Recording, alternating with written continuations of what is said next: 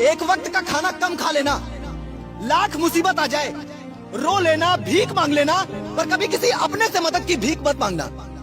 पहली बात तो ये आपकी मदद नहीं करेंगे, और मान लो अगर मदद कर भी दिया तो जिंदगी भर उसका एहसान जता जता कर आपको जीने नहीं देंगे। और ऐसा भी नहीं है कि जो मदद उन्होंने की है वो आपको वापस नहीं करना है, वापस भी करना है, लेकिन तब तक उनके हर हुक्म को मानना है, उनके हर तानों को सुनना है। अगर आपसे एक छोटी सी गलती हो गई ना तो वो आपको ऐसे ट्रीट करेंगे जैसे दुनिया के सबसे बुरे इंसान आप हो, उनके सबसे बड़े दुश्मन आप हो।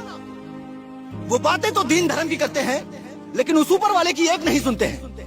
वो भूल जाते हैं कि बुरा वक्त किसी एक पर मुकर्रर नहीं है। आज शाम है तो कल सवेरा भी होगा, आज हम पर है तो कल तुम पर भी होगा।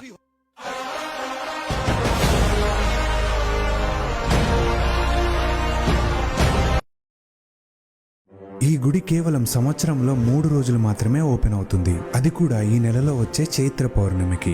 దట్టమైన నల్లమల్ల అడవిలో జరిగే ఈ పవిత్రమైన జాతరని దక్షిణ అమర్నాథ్ యాత్రగా పిలుస్తారు. ఇదే మన సలేశ్వర లింగమయ్య జాతర. ఇక్కడుండే చెంచులు ఈ శివయ్యని లింగమయ్య అని ప్రేమగా పిలుచుకుంటారు. అలాగే వచ్చే భక్తులు కూడా వస్తున్నాం లింగమయ్య అంటూ యాత్రని మొదలు పెడతారు. ఇక్కడ శివయ్య ఈ లోతైన లోయలో స్వయంభుగా వెలిశాడు. సలేశ్వర లింగమయ్యని చేరుకోవడానికి ఒక భక్తి ఉంటే సరిపోదు, ఎంతో పట్టుదల కూడా కావాలి. ఎందుకంటే ఇది పులులు తిరిగే అడవిలో చేసే ఒక కష్టమైన ప్రయాణం. ఈ గుడిని చేరుకోవడానికి ఫరహాబాద్ ఫారెస్ట్ గేట్ నుంచి 16 కిలోమీటర్లు మన వెహికల్స్ లో ట్రావెల్ చేయాలి. అక్కడ నుంచి 3 కిలోమీటర్లు ఈ లోతైన లోయలోకి దిగాలి. ఇక్కడికొచ్చే ఎంతో మంది భక్తులు ఈ మొత్తం యాత్రని కాలినడకతో పూర్తి చేస్తారు. ఈ లోయని చూసినప్పుడు మనకి ఒక నమ్మలేని అద్భుతంలా అనిపిస్తుంది. నిజంగా ఇదొక కైలాసం. ఇలాంటి అనుభూతి మనకి మరే వేరెక్కడా దొరకదు. అలాగే ఈ లోయలో ఎంతో అద్భుతమైన వాటర్ ఫాల్ కూడా ఉంది. ఇది 365 రోజులు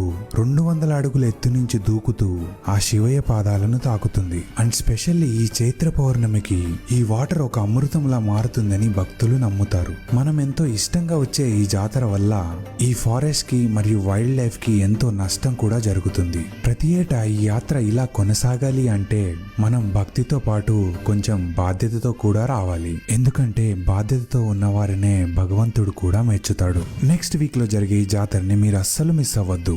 ఇంతకు ముందు మీరు ఎప్పుడైనా ఈ జాతరకి వెళ్ళుంటే మీ ఎక్స్పీరియన్స్ ని కామెంట్ చేయండి. అలాగే ఈ వీడియోని మీ ఫ్రెండ్స్ అండ్ ఫ్యామిలీకి షేర్ చేసి ప్లాన్ చేయండి.